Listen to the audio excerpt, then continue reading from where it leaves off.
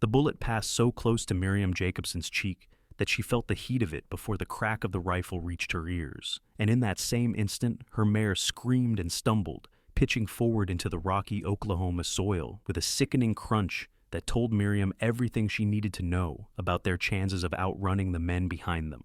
She hit the ground hard, rolling away from the thrashing animal, tasting dust and copper fear as hoofbeats thundered closer through the September heat of 1878. Her mare, Sweet Daisy, who had carried her faithfully for 3 years, lay on her side with her right foreleg bent at an unnatural angle, nostrils flaring wide with pain and terror. Miriam scrambled to her feet, her split riding skirt torn at the knee, her dark braid coming loose from its pins, and she knew with terrible clarity that she was going to die out here in this endless stretch of prairie between the Creek Nation lands and the nearest town. The 3 men pursuing her had been following since dawn, when she had left the trading post where she had spent the night. She was 22 years old, unmarried, and traveling alone to reach her brother in Tulsa after their father's death in Independence, Missouri. The journey had already taken 2 weeks, and she had been careful, so careful.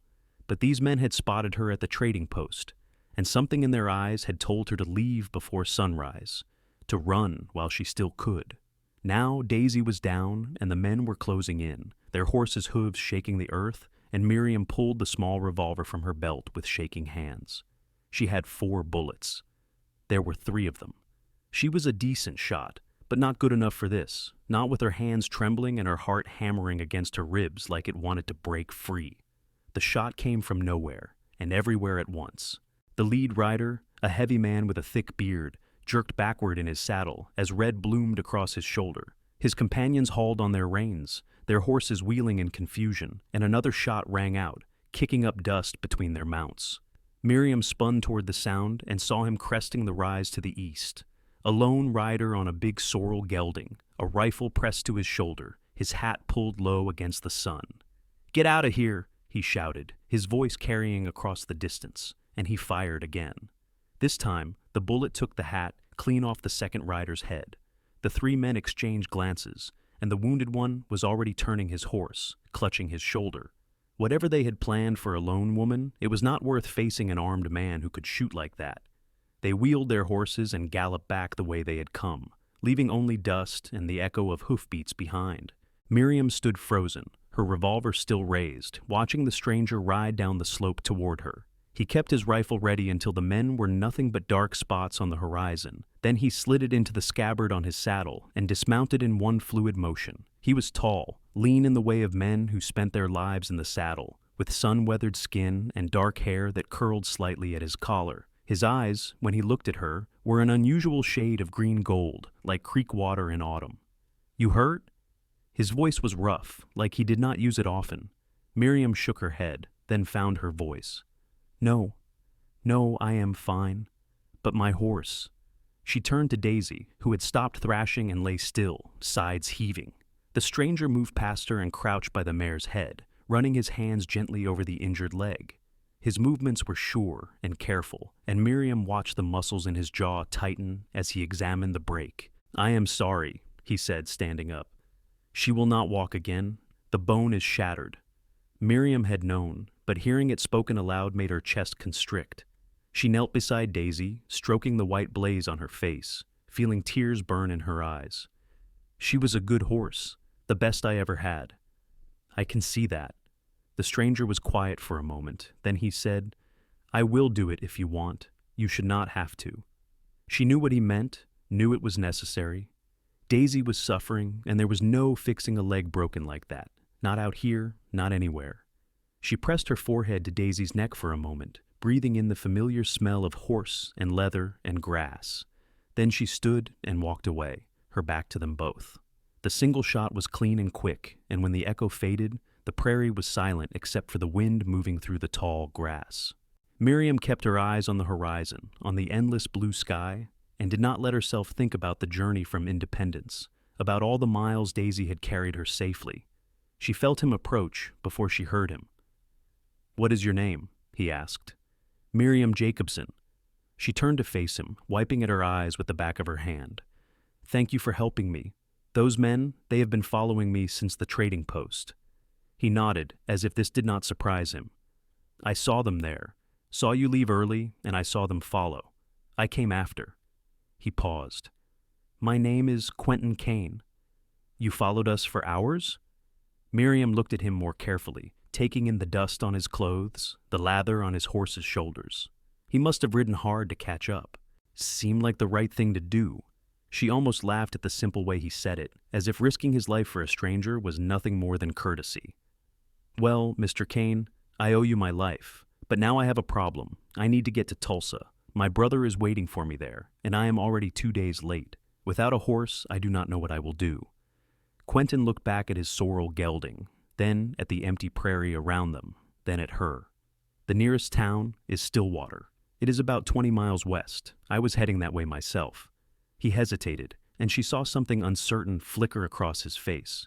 "You could ride double with me, if you do not mind."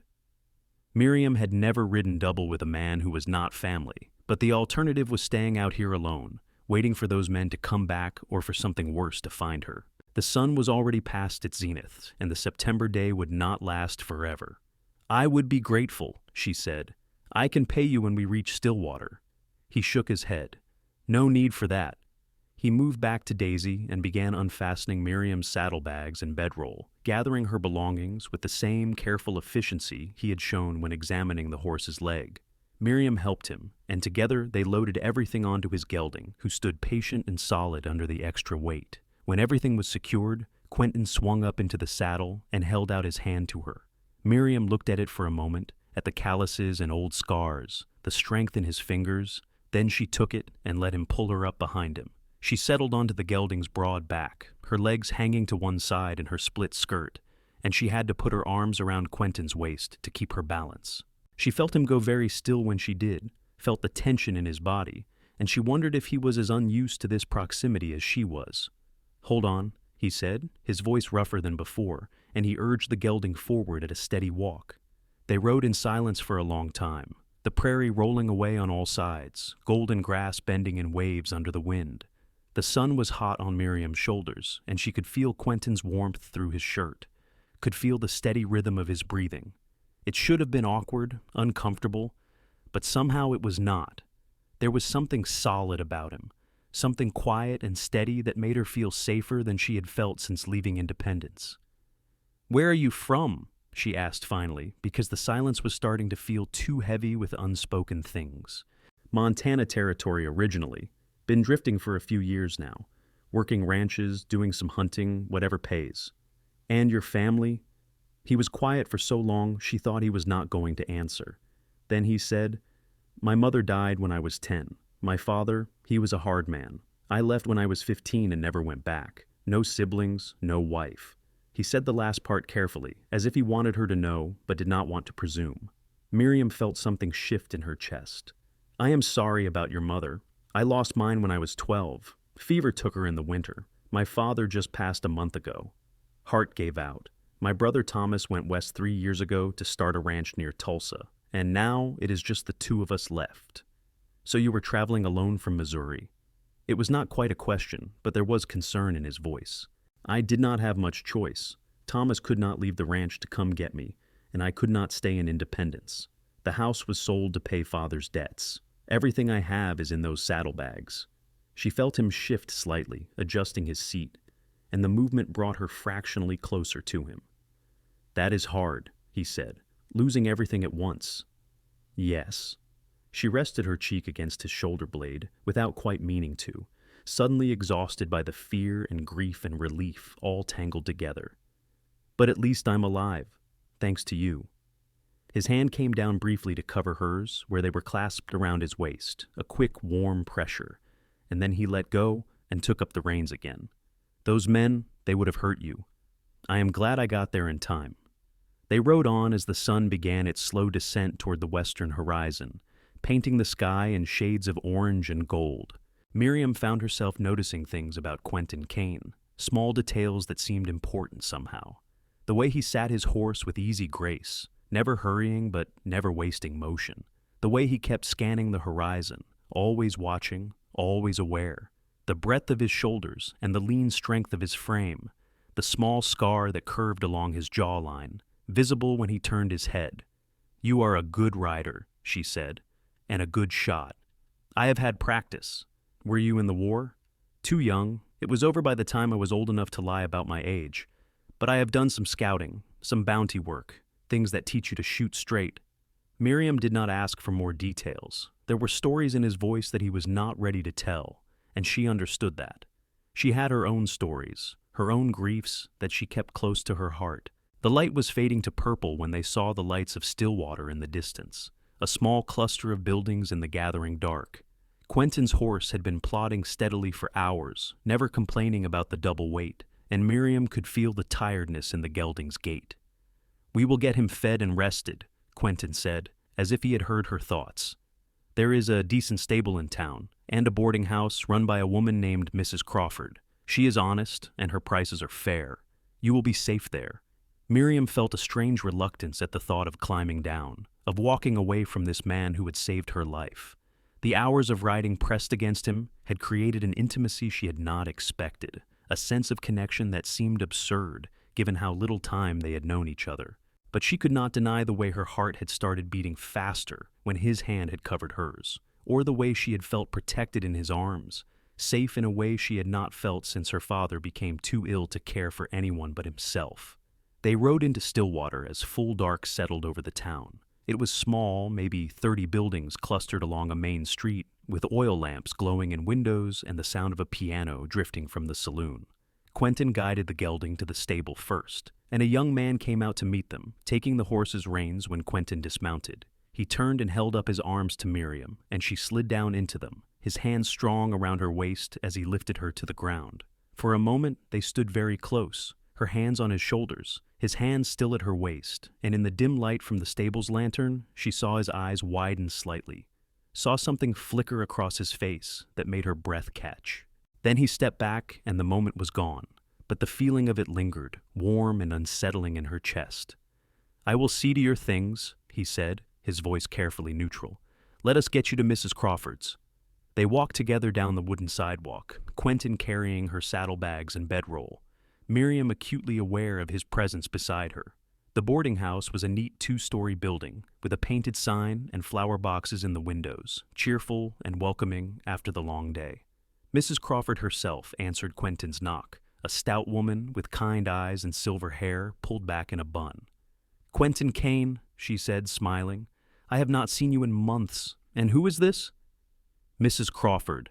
This is Miss Miriam Jacobsen. She was attacked on the trail and lost her horse. She needs a room for the night and help getting to Tulsa." "Mrs." Crawford's expression shifted immediately to concern, and she ushered them both inside, clucking over Miriam like a mother hen. "You poor dear. Come in, come in. I have a nice room upstairs, and I will bring you hot water for washing. Have you eaten?" "No, of course you have not. I will bring supper up as well." Miriam tried to protest, to say she could come down to the dining room, but Mrs. Crawford would hear none of it. Within minutes, Miriam found herself in a small, clean room with a bed covered in a patchwork quilt, a washstand, and a window overlooking the street. Quentin set her bags down carefully, and when he straightened, there was something in his eyes that made her heart skip. "Will you be all right here?" he asked. "Yes, thank you, for everything." She took a step toward him, wanting to say more, to make him understand how much his help had meant, but the words tangled in her throat. He cleared his throat. "I will be at the saloon if you need anything. Mrs. Crawford knows where to find me." "You are not staying here?" "I usually camp outside town, but tonight I will stay close, just in case those men come looking." The thought had not occurred to her, and suddenly she was frightened again, remembering the way those men had looked at her, the intent in their eyes. Quentin must have seen her fear because he said quickly, "They will not get past me, I promise you that." And somehow, impossibly, she believed him. This stranger who had ridden into her life only hours ago, who owed her nothing, who had already risked his life for her once. She believed him completely. "Quentin," she said softly, "why are you doing this? You do not know me." He looked at her for a long moment, and she saw something raw and honest in his face. "Maybe I want to," he said. "Know you, I mean." Then he was gone, closing the door quietly behind him, and Miriam stood in the middle of the room, with her heart racing and her mind spinning, trying to make sense of the feelings coursing through her. Mrs. Crawford brought supper and hot water, and Miriam washed the dust of the trail from her face and hands. changed into a clean dress from her bags, and tried to eat the stew and cornbread the landlady had provided. But she found her appetite had fled, replaced by a restless energy that made her pace the small room, going to the window again and again to look down at the street below. She could see the saloon from here, light spilling from its doors and windows, and she wondered which shadow moving behind the glass was Quentin, wondered what he was thinking. Whether he was thinking about her the way she was thinking about him, this was madness. She had known him for less than a day. She was supposed to be grieving her father, traveling to her brother, starting a new life in Tulsa. She was not supposed to be standing at a window in a strange town, her heart aching for a cowboy she barely knew. But when she closed her eyes, she could still feel the solid warmth of him in front of her, could still feel his hands at her waist, could still see the look in his eyes when he had said, "Maybe I want to know you." She slept poorly that night, waking often from dreams she could not quite remember. And when dawn came, she was already dressed and pacing again, waiting for something she could not name. Mrs. Crawford brought breakfast and news that the stagecoach to Tulsa would be leaving in 3 days, on Tuesday morning, and that Miriam could purchase a ticket at the general store. 3 days. It felt like both too much time and not enough. Miriam ate her breakfast mechanically, then went downstairs to settle her bill with Mrs. Crawford, who waved away her money. "Quentin paid for the room already," the older woman said, "and for your meals. Would not take no for an answer." Miriam felt heat rise in her cheeks. He should not have done that. He is a good man, that one. Quiet, keeps to himself mostly, but good through and through. Any time he comes through Stillwater, he helps folks. Fixed my roof last spring and would not take a penny for it. Mrs. Crawford smiled knowingly. "And I have never seen him look at anyone the way he looked at you last night." Before Miriam could respond to that, there was a knock at the door, and Mrs. Crawford opened it to reveal Quentin himself, hat in hand, looking like he had not slept much either. His eyes found Miriam immediately, and something in her chest loosened at the sight of him. "Miss Jacobsen," he said formally, "I wanted to check that you were well, and to see if you needed anything." "I am well, thank you. Mrs. Crawford says the stage leaves Tuesday." "Yes." He turned his hat in his hands, a gesture that seemed uncharacteristically nervous. "I was thinking, if you do not mind the company, I could show you around Stillwater today. It is a nice town, and I know you probably want to stay close after yesterday." What Miriam wanted, she realized, was to spend more time with him. As much time as she could before Tuesday came and took her away to Tulsa, to her brother, to whatever life waited for her there. "I would like that," she said.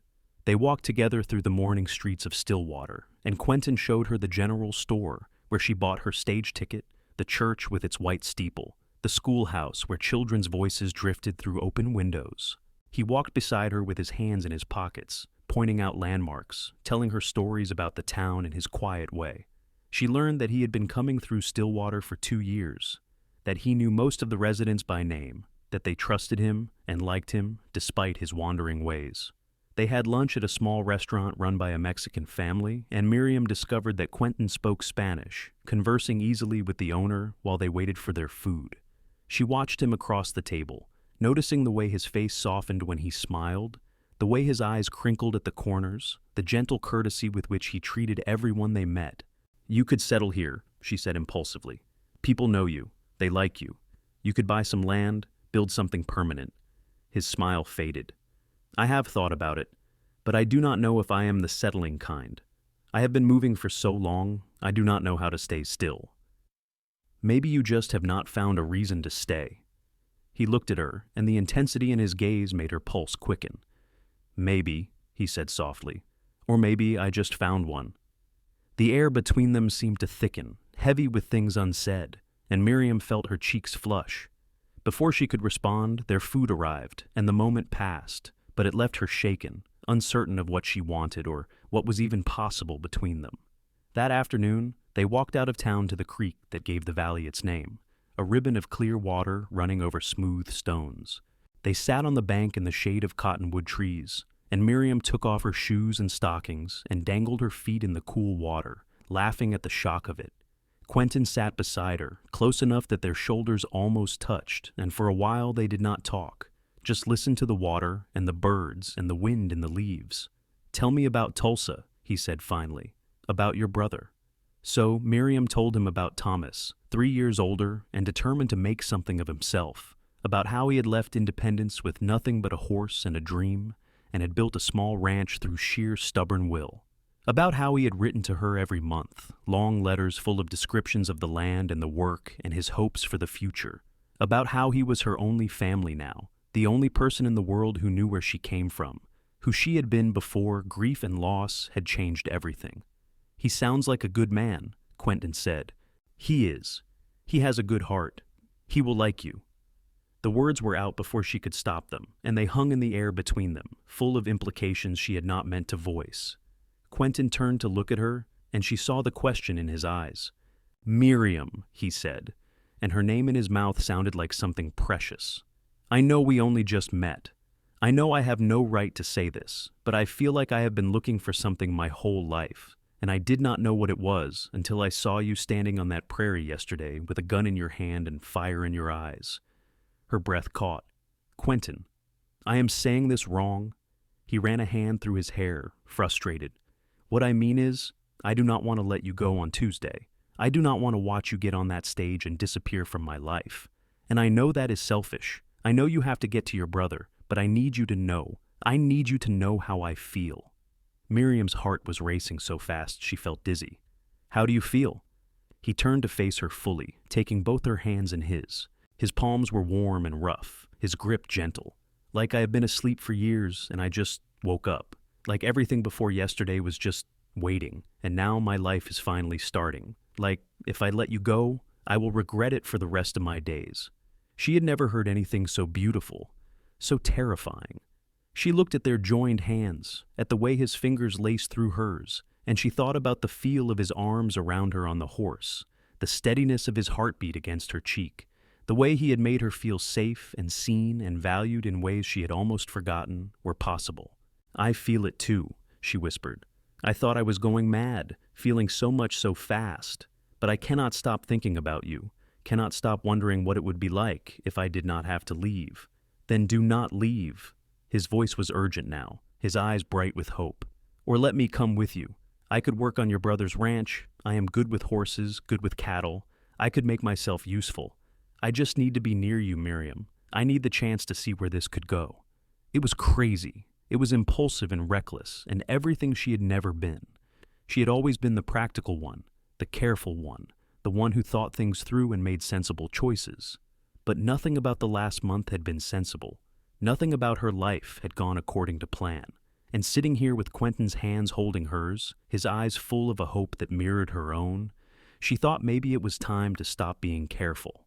Maybe it was time to take a leap and trust that there would be someone to catch her. "Come with me," she said. "Come to Tulsa, meet Thomas. If he agrees to hire you, then we will have time to figure out what this is between us." The smile that broke across Quentin's face was like sunrise, bright and transforming. He pulled her into his arms, and she went willingly, burying her face against his neck, breathing in the scent of him, leather and soap, and something uniquely his. She felt his lips press against her hair, felt the tremor in his hands as they held her, and she knew with sudden fierce certainty that this was right, that whatever came next, this moment was exactly where she was supposed to be. They stayed by the creek until the shadows grew long, talking about everything and nothing, learning each other in the way of people who have decided to build something together. Miriam told him about her childhood in Independence, about her mother's garden and her father's carpentry shop, about the years after her mother died, when the house grew quiet and sad. Quentin told her about Montana, about growing up under the shadow of a father who drank too much and hit too hard, about the day he had finally fought back and then left, knowing he could never return. They talked about the things they wanted, the dreams they had carried in secret. Miriam wanted a home, a place to belong, a family to fill the empty spaces in her heart. Quentin wanted the same things, but had never let himself believe they were possible, had convinced himself that he was meant to wander, alone and unattached. Now, sitting with Miriam, he was beginning to think he had been wrong. When they walked back to town in the gathering dusk, they were holding hands, and Miriam felt the stares of the townspeople, the curious glances, the knowing smiles. Let them look. Let them wonder. She had spent too much of her life worrying about what people thought, about doing the proper thing. Quentin Kane had ridden into her life like a storm, and she was not going to let propriety or caution or fear chase away this chance at happiness. Mrs. Crawford was on the porch when they returned to the boarding house, and she smiled broadly when she saw their joined hands. "Well now," she said, "that is a fine sight. Will you be staying for supper, Quentin? If Miss Jacobsen does not mind the company." "I would like that very much," Miriam said. They ate together in Mrs. Crawford's dining room, along with the other boarders, and Miriam watched Quentin charm them all with his quiet manner and dry humor. An elderly couple traveling to visit their daughter in Texas, a traveling salesman with a ready laugh, a young teacher heading to a new position in a town to the west. They all fell under Quentin's spell, drawn to the calm strength of him, and Miriam felt a swell of pride that this man had chosen her, had looked at her, and seen something worth changing his life for. After dinner, they sat on the porch in the cool evening air, watching the stars come out one by one in the vast Oklahoma sky. Quentin sat beside her on the wooden bench, close enough that their shoulders touched, his arm stretched along the back of the seat behind her. It was the most natural thing in the world to lean into him, to rest her head on his shoulder, to feel his arm come around her and pull her closer. "Are you scared?" he asked softly. "Of what?" "Of this. Of us. Of what we are doing." Miriam thought about it, really considered the question. Was she scared? Yes. She was terrified. She barely knew this man, and yet she was inviting him into her life, into her future, trusting him with her heart in a way she had never trusted anyone. But she was also exhilarated, alive in a way she had not felt in years. The fear was worth it, she decided. The risk was worth it. He was worth it. "Yes," she said honestly, "but I am more scared of letting you go." She felt him press a kiss to the top of her head, gentle and reverent. "I will not let you down," he murmured. "I swear it, Miriam. I will spend the rest of my life making sure you never regret taking a chance on me." They sat there until Mrs. Crawford came out to shoo them inside, saying it was not proper for them to be out unchaperoned so late, though her eyes were twinkling as she said it. Quentin walked Miriam to her room, and at the door they stood facing each other, neither wanting to say goodnight. "I will see you in the morning," he said. "You are staying at the boarding house tonight?" He nodded. "Mrs. Crawford found me a room. I think she is playing matchmaker." Miriam laughed softly. "I think you are right." He reached up and tucked a strand of hair behind her ear, his fingers lingering on her cheek.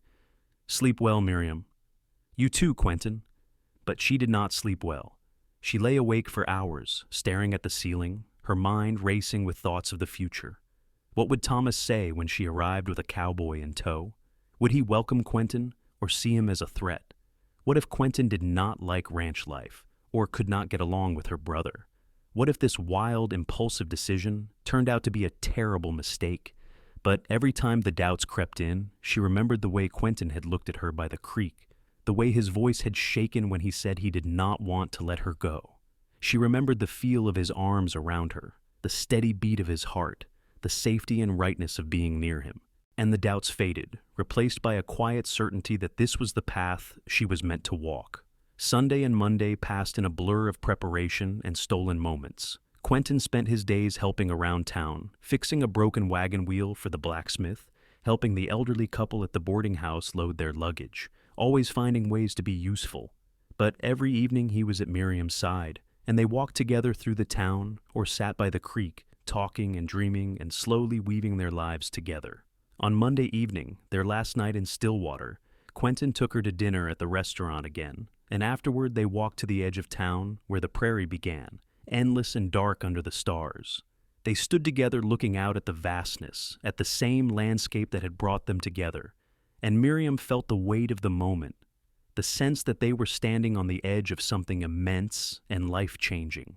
"Whatever happens in Tulsa," Quentin said, "I want you to know that these days with you have been the best of my life. Even if your brother does not want me on his ranch, even if we have to figure out something else, I am not walking away from you. I will find work somewhere nearby. I will do whatever it takes to be close to you." Miriam turned to face him, reaching up to cup his face in her hands. In the starlight, his eyes were dark, his features soft with emotion. "He will want you," she said firmly. "Thomas is a good judge of character, and he will see what I see. He will see that you are good and kind and strong. He will see that you make me happy. Do I?" His voice was barely a whisper. "Make you happy?" "More than I knew I could be. More than I thought I would ever be again." He bent his head slowly, giving her time to pull away if she wanted. But she did not want to. She rose up on her toes to meet him, and when their lips finally touched, it was soft and sweet and full of promise. He kissed her like she was something precious, something fragile that might break if he held on too tight. And she kissed him back with all the emotion she had been holding inside, all the hope and fear and desperate longing. When they finally pulled apart, both breathing hard, Quentin rested his forehead against hers.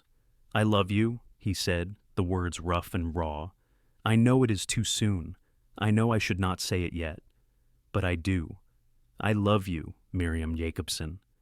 Tears spilled down her cheeks, happy tears, relieved tears. "I love you too," she whispered. "I love you so much it scares me." They held each other under the stars, two lost souls who had found each other in the vastness of the Oklahoma prairie.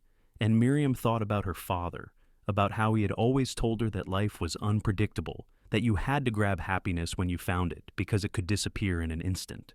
She had not understood what he meant then, but she understood now.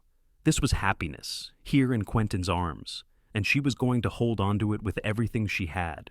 Tuesday morning dawned clear and bright. Perfect traveling weather.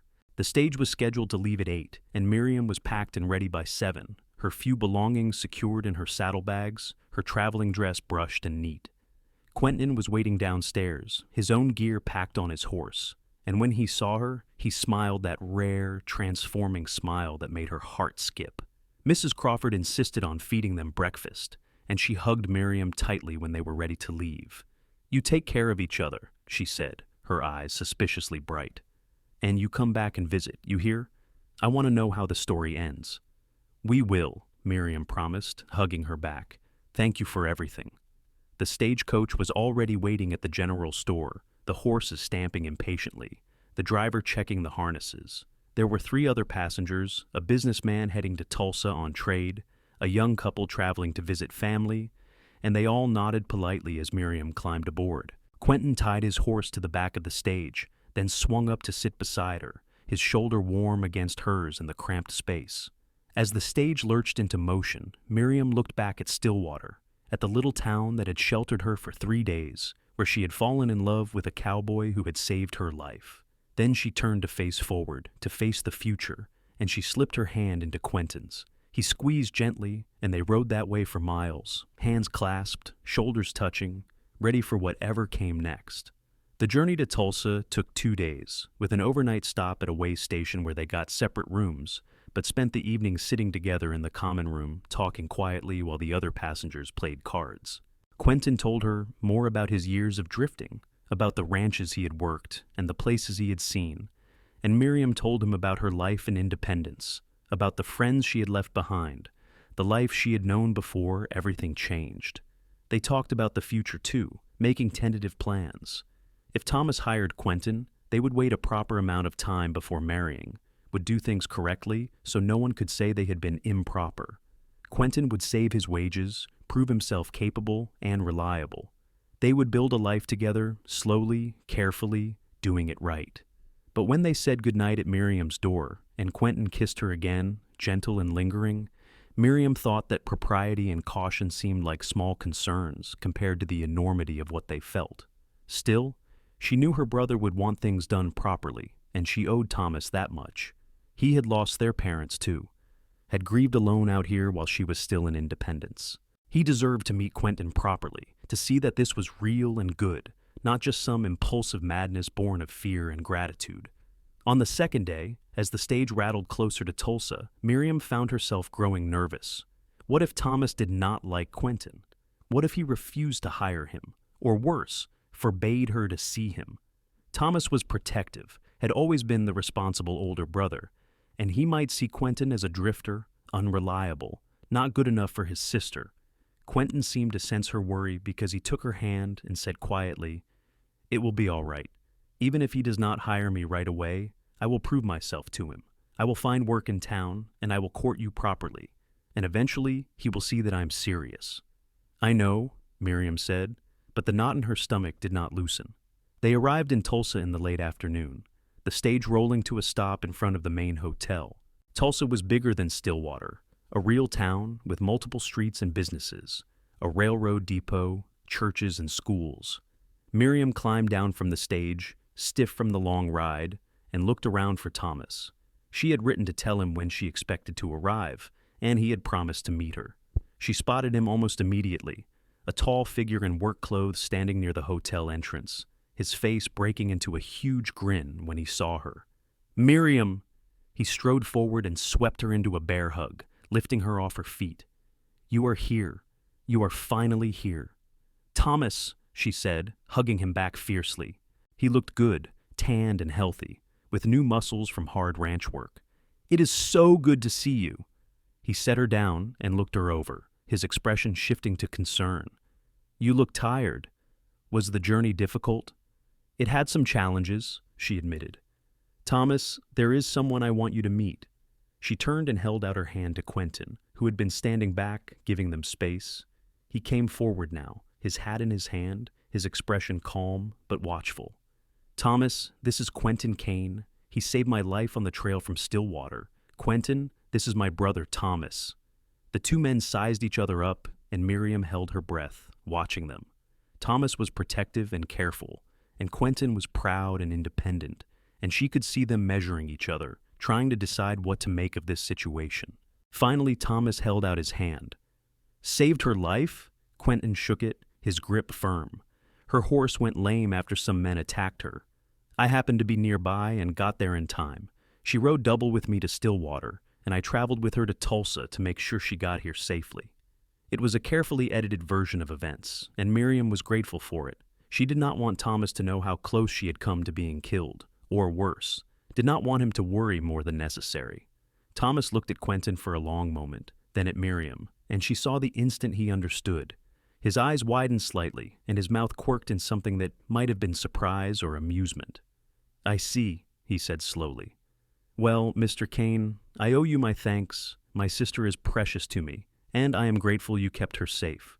"It was my privilege," Quentin said quietly. There was another pause, and Miriam could not stand it any longer. "Thomas, Quentin is looking for ranch work. He is good with horses and cattle, and he has experience. I thought maybe you might have a position for him." Thomas's eyebrows rose. "Did you now?" He looked between them again, and this time his expression was definitely amused. "And I suppose this is not just about needing a ranch hand." Miriam felt her cheeks flush. "Thomas." "It is all right, Miriam." Her brother's voice gentled. "I can see what is happening here. And honestly, after everything you have been through this year, if you found someone who makes you happy, I am not going to stand in your way." He turned back to Quentin. "But I will need to know more about you, Kane. And if you hurt my sister, I will make you regret it. Are we clear?" "Completely clear," Quentin said. "And I give you my word, I have no intention of hurting her. She means everything to me." Thomas studied him for another moment, then nodded, May seeming to come to a decision. "All right, I need help on the ranch. That is true enough. I have been trying to manage it alone, and it is too much for one man. If you are willing to work hard and prove yourself, I will hire you on a trial basis. Room and board plus wages. We can discuss the details over supper." Relief flooded through Miriam so intensely she felt dizzy. "Thank you, Thomas." Her brother smiled and pulled her into another hug. "You are my sister. Of course I'm going to help. Now come on, let us get your things and head to the ranch. I have missed you so much, and I want to hear everything about your journey." "Well, maybe not everything," he added with a wry glance at Quentin. The ranch was an hour's ride outside of Tulsa, and they traveled in Thomas's wagon with Quentin riding alongside on his sorrel gelding. Miriam sat beside her brother on the wagon seat and tried to answer his questions about independence, about their father's last days, about the journey west. But she kept getting distracted, watching Quentin ride beside them, the easy grace of him in the saddle, the way the late afternoon sun caught in his dark hair. Thomas noticed, of course. "You really do love him," he said quietly, so only she could hear. "I do. I know it seems fast, but Thomas, when I thought I was going to die out there on the prairie, when those men were closing in, all I could think was that I did not want to die alone. And then Quentin came, and he saved me, and it was like the whole world shifted. Like everything before that moment was just waiting for him to arrive. Her brother was quiet for a moment. Then he said, "Father would have liked him, I think. He always respected men who worked hard and kept their word. And if Kane makes you happy, then that is enough for me. Just promise me you will take your time, do things properly. I do not want people saying things about my sister." "We will," Miriam promised. "Quentin wants to prove himself to you first, to save money and build a future. We are going to do this right." Thomas nodded, satisfied, and they rode on through the golden afternoon light. The ranch, when they reached it, was small but well kept, with a sturdy cabin, a barn, corrals, and grazing land that stretched to the horizon. Thomas had maybe 50 head of cattle, a few horses, some chickens and pigs. It was a modest operation, but Miriam could see the potential, could see what it might become with hard work and time. "It is not much yet," Thomas said as he helped her down from the wagon, "but it is mine. Ours now, I suppose, since you are here." "It is wonderful," Miriam said honestly. After the cramped house in Independence, after weeks of traveling and uncertainty, the ranch felt like a haven, a place where she could finally breathe and rest and start to heal. Quentin had dismounted and was looking around with an appraising eye, and Miriam could see him cataloging the work that needed doing, the improvements that could be made. When he caught her watching, he smiled, and she knew he was thinking the same thing she was, that this could be home, that they could build something here. Thomas showed Quentin to the bunkhouse, a small building near the barn with 2 cots and a stove, rough but serviceable. Then he took them both into the cabin for supper, and they sat around his table eating stew and cornbread, while Thomas outlined the work routine, the tasks that needed doing, the plans he had for expanding the herd. Quentin listened carefully, asking intelligent questions, offering suggestions based on his own experience. Miriam watched them talk, watched them begin to find common ground, and she felt the last of her anxiety ease. They were going to be all right. Thomas and Quentin were going to get along, and she was going to have a home here, and Quentin was going to be part of it. After supper, Thomas disappeared into his bedroom to give them a few minutes of privacy, and Miriam walked Quentin out to the bunkhouse. The night was cool and clear, the stars brilliant overhead, and they stood close together in the darkness, reluctant to part. "Your brother is a good man," Quentin said. "I am glad he gave me a chance." "I am too." She leaned into him, and his arms came around her automatically, holding her close. "This is going to work, Quentin. I can feel it." "I am going to make sure it does," he promised. "I am going to work harder than I have ever worked. I am going to prove to your brother that I am worthy of you." "You already are." He kissed her then, soft and lingering, and when they finally pulled apart, Miriam felt like her heart might burst from happiness. 6 days ago, she had been alone on the prairie, facing death, and now she was here, safe and loved, with a future stretching out before her like a gift. "Good night, Miriam." "Good night, Quentin."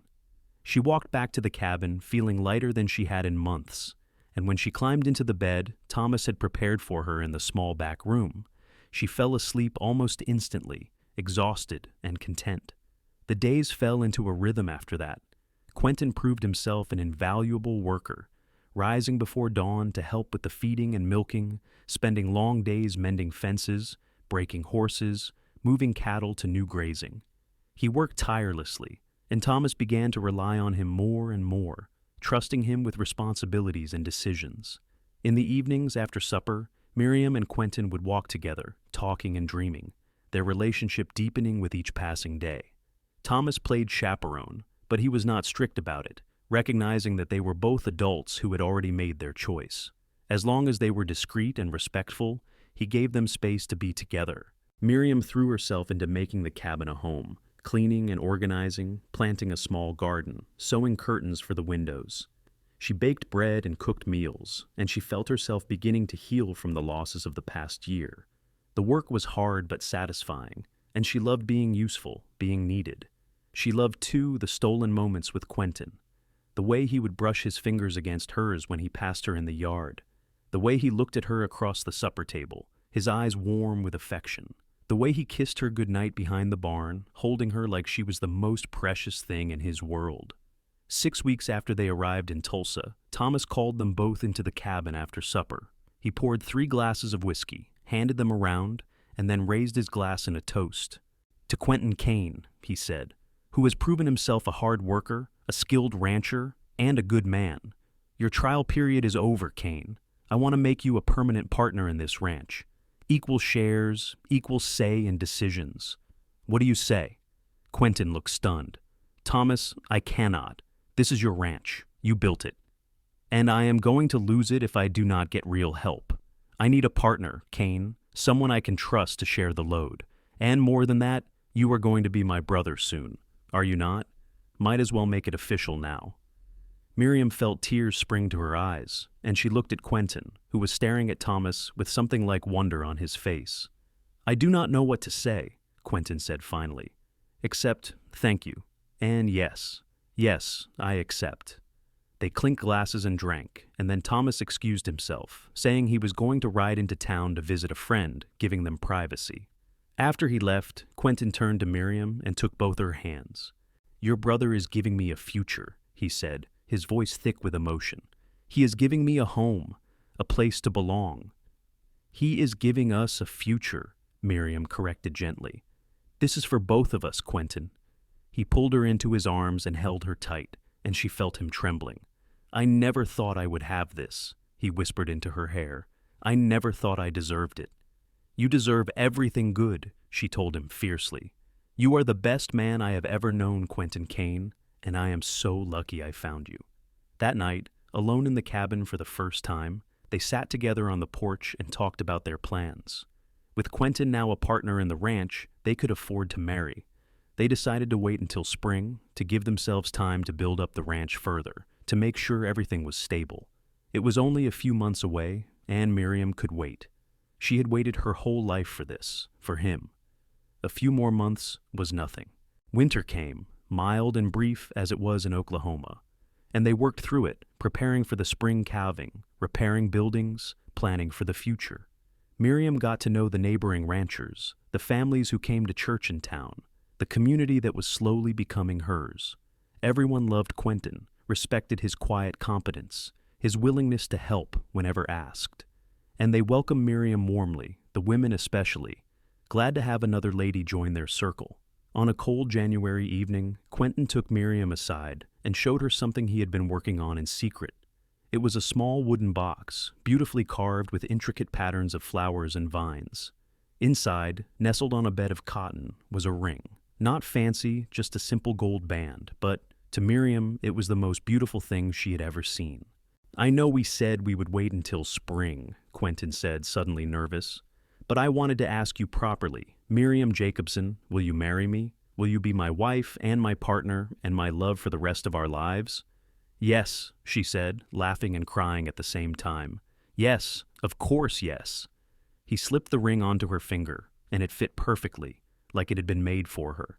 They held each other as the winter wind whistled around the cabin, and Miriam thought about how far she had come, how much had changed since that terrible day on the prairie when her horse went lame and she thought her life was over. Instead, it had been the beginning of everything, the beginning of love and home and happiness.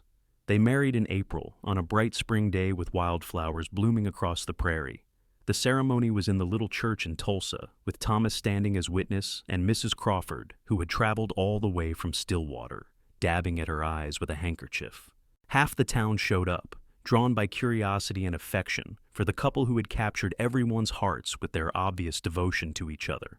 Miriam wore a simple dress she had sewn herself, cream-colored muslin with lace at the collar and cuffs, and she carried a bouquet of prairie roses. Quentin wore his best clothes, his dark hair neatly combed, his eyes suspiciously bright as he watched her walk down the aisle toward him. When the preacher asked if he took Miriam to be his wife, Quentin's voice was strong and sure. "I do." And when it was her turn, Miriam looked into the face of the man who had saved her life and changed her world and said with all the love in her heart, "I do." They kissed to seal their vows, and the church erupted in applause and cheers, and Miriam felt like she might float away from sheer happiness. This was real. This was hers. This man, this life, this future. The reception was held at the ranch, with tables set up in the yard and food brought by all the neighbors. There was music and dancing and laughter, and Miriam danced with her new husband under the spring sky, held safe in his arms, thinking that she would remember this moment forever. That night, after all the guests had left and Thomas had tactfully retired to the bunkhouse, Miriam and Quentin were finally alone as man and wife. They were shy with each other at first, this new intimacy strange and wonderful. But Quentin was gentle and patient, and Miriam trusted him completely. He made love to her with tenderness and passion, and afterward they lay tangled together in the darkness, whispering promises and dreams. "I love you," Quentin said, his voice soft against her hair. "I will love you until the day I die, Miriam Kane." Her new name sounded perfect in his mouth, and she smiled in the darkness. "I love you too, always and forever." The years that followed were good ones. The ranch prospered under their combined efforts, the herd growing, the land expanding. They bought the neighboring property when it came up for sale, hired on 2 more hands to help with the work. Thomas met a woman in town, a schoolteacher named Sarah, and married her the following year. And suddenly the ranch was full of life and laughter and love. Miriam discovered she was pregnant in the late summer of their first year of marriage, and Quentin was beside himself with joy and terror. He hovered over her, protective and anxious, until she laughingly told him she was not made of glass.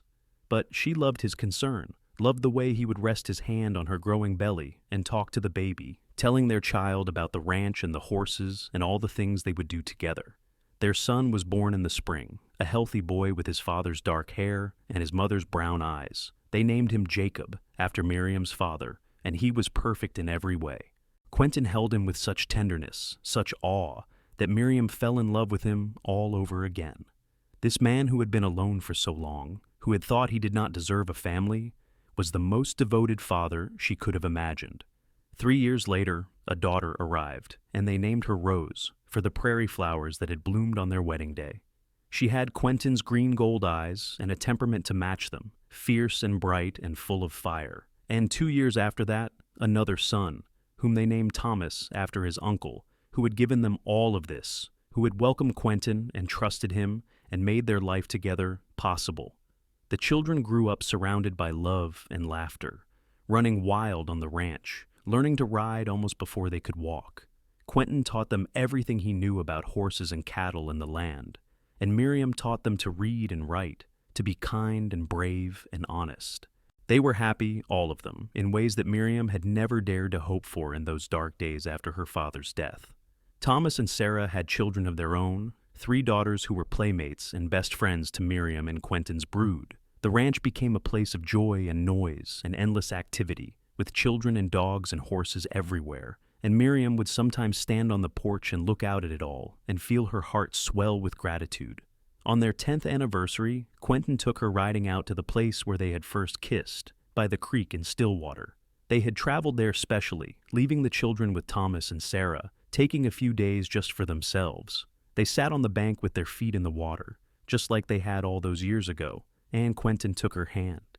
"Do you remember what I said to you here?" he asked. "You said you felt like you had been asleep for years and had just woken up." "I still feel that way. Every day with you is a gift, Miriam.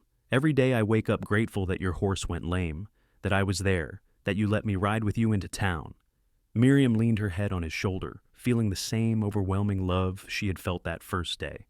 "I am grateful too, for all of it, even the hard parts, because they led me to you."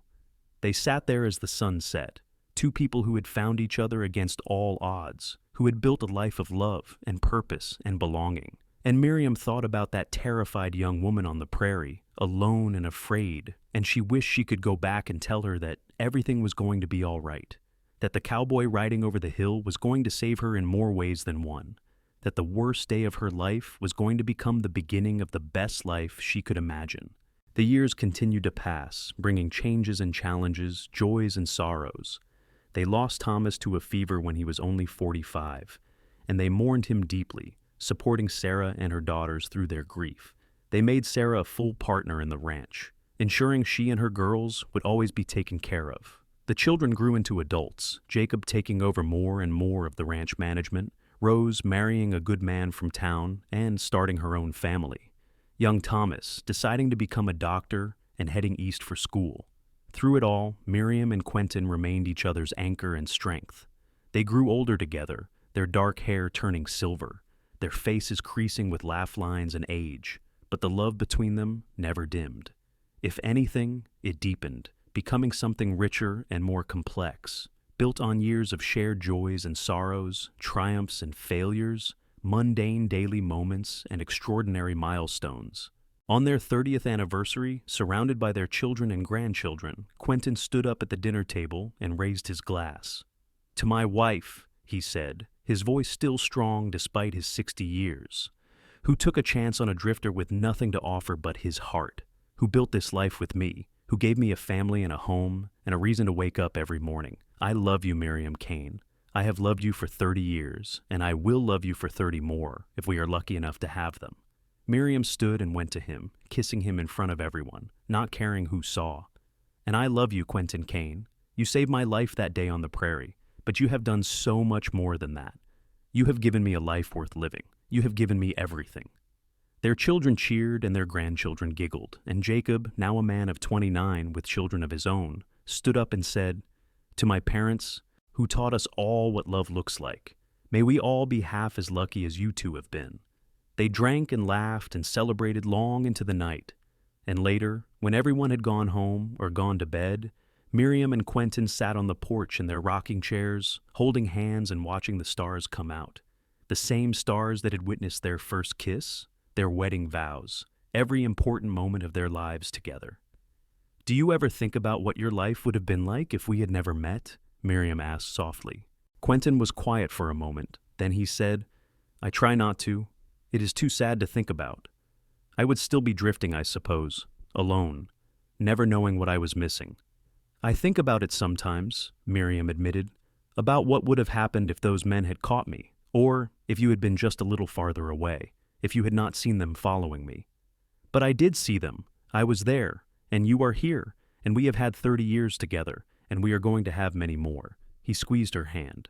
"I do not believe in much, Miriam, but I believe we were meant to find each other. I believe some things are just meant to be." She believed that too, believed that all the pain and loss and fear had been leading her to that moment on the prairie, to that cowboy riding over the hill with sunlight behind him, believed that every choice she had made, every step of the long journey from independence, had been guiding her toward Quentin Kane and the life they would build together. They sat there until the moon rose, silver and full, and then Quentin stood and helped her to her feet. "Come to bed, wife," he said gently. "We have another day of living to do tomorrow." And so, they went inside, to the home they had built together, to the bed they had shared for 3 decades, to the life that had begun with a lame horse and a desperate ride, and a cowboy who had looked at a stranger and seen his future. Years later, when they were both old and their children were managing the ranch and their grandchildren were having children of their own, Miriam would tell the story to anyone who would listen, about the day her horse went lame, about the cowboy who let her ride double all the way to town, about the love that had bloomed in those hours pressed close together, learning to trust, learning to hope. And she would end the story the same way every time, with tears in her eyes and Quentin's hand in hers. "He saved my life that day," she would say, "but more than that, he gave me a life. He gave me everything, and I have been grateful every single day since."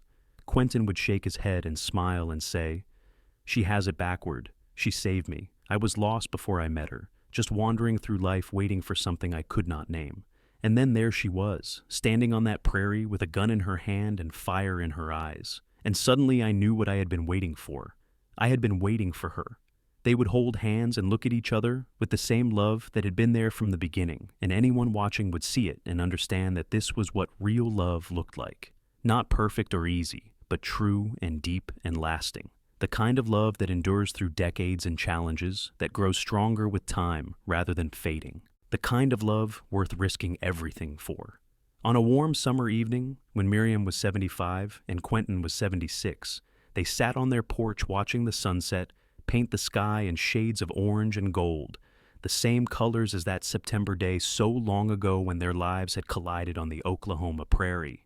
Their great-grandchildren were playing in the yard, their laughter carrying on the breeze, and the ranch stretched out before them, prosperous and thriving, a legacy they had built together.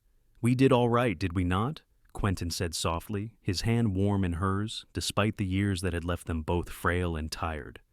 "We did better than all right," Miriam replied. "We did wonderfully. Look at all of this, Quentin. Look at what we made."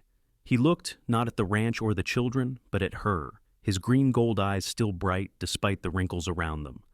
"The best thing I ever made was a life with you, Miriam Kane." She leaned over and kissed him, gentle and sweet, tasting 53 years of love in that kiss. "And the best thing I ever did was say yes when you asked me to ride double with you to town." They sat together as the sun sank below the horizon and the stars began to emerge, one by one, in the darkening sky. They had lived a good life, a full life, and they were content. Whatever time they had left, they would spend it together, just as they had spent every day since that September afternoon when fate and chance and desperate need had brought them together. And when the time came, many years later, when they were both very old and very tired and ready to rest, they went together, holding hands in the bed they had shared for more than 5 decades. Their children and grandchildren and great-grandchildren gathered around them, telling them goodbye, thanking them for the legacy of love they had created. Jacob, now an old man himself, leaned down and kissed his mother's forehead. "Thank you," he whispered, "for showing us how to love, for building this family." And Miriam, with her last breath, whispered back, "Thank your father. He is the one who saved us all." But Quentin, hearing her even through the fog of his own fading consciousness, managed to shake his head one last time. "No," he breathed. "You saved me, Miriam. You saved me." They were buried side by side on a hill overlooking the ranch, under a spreading oak tree they had planted on their 10th anniversary. Their gravestone was simple, bearing their names and dates and a single line that Jacob had chosen: "Together, always."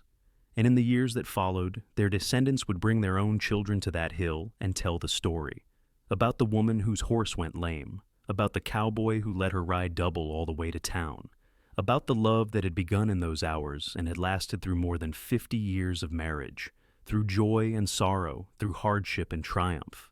It became a legend in the family, that story, a reminder that love could come when you least expected it, that sometimes the worst moments of your life could become the gateway to the best, that courage and kindness and taking chances on strangers could change everything. The ranch continued to prosper, passing down through the generations, and every new couple that married into the family would be told the story on their wedding day, a blessing and a challenge to love as deeply and truly as Miriam and Quentin had loved each other. And sometimes, on warm summer evenings when the sun was setting in shades of orange and gold, people would swear they could see 2 figures sitting on the porch of the old main house, holding hands and watching the stars come out, still together, still in love, even after death had parted them. Whether it was really their spirits or just the power of their story living on, no one could say for certain. But everyone agreed on one thing. Miriam Jacobsen and Quentin Kane had loved each other with a love that transcended time and circumstance, a love born in a moment of crisis and nurtured through decades of partnership and devotion. They had built a life together that had touched hundreds of people, that had created a legacy of love and family and belonging that would endure for generations to come. And it had all started with a lame horse, a desperate woman, and a cowboy who had ridden over a hill at exactly the right moment and changed 2 lives forever. It had started with him saying, "You could ride double with me," and her saying yes, and both of them being brave enough to follow where that simple act of kindness led them. In the end, it was a love story as old as time and as fresh as tomorrow. A story about finding home in another person, about building a life one day at a time, about choosing love over and over again through all the years that follow that first choice. A story about how sometimes the person who saves your life becomes the person you want to spend that life with. How gratitude can transform into something deeper and richer and more lasting than either person could have imagined. It was the story of Miriam and Quentin, the woman and the cowboy, who found each other on the Oklahoma prairie in 1878 and loved each other until their last breath and beyond, creating a legacy that would outlive them both and inspire everyone who heard it to believe in the transforming power of love.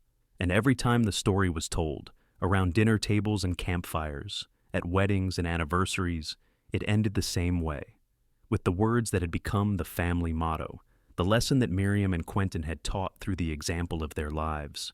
Love bravely, love truly, and love always, because you never know when a stranger on the road might become the person who changes your life forever.